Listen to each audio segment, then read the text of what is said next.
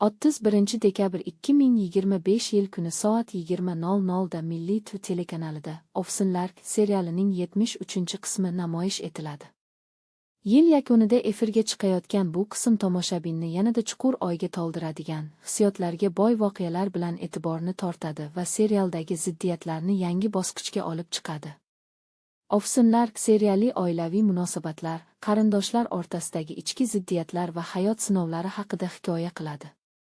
Asarda ofsinlarning taqdiri, ularning sabr-toqati, o'z o'rnini topish yo'lidagi kurashi asosiy mavzu sifatida ochib beriladi.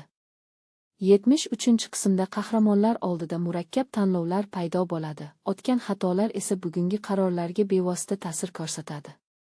Serialni kuzatar ekanman, undagi samimiylik va hayotga yaqinlikni alohida qadrlayman. Qahramonlar sun'iy emas, ularning his-tuyg'ulari ishonarli va tabiiy. Ofsinlar tomoshabinni shunchaki voqealar bilan emas, balki ma'no va xulosalar bilan ham boyitadi. Shu sababli har bir yangi qismni intiqlik bilan kutish istagi paydo bo'ladi va serial o'z muxlislarini befarq qoldirmaydi.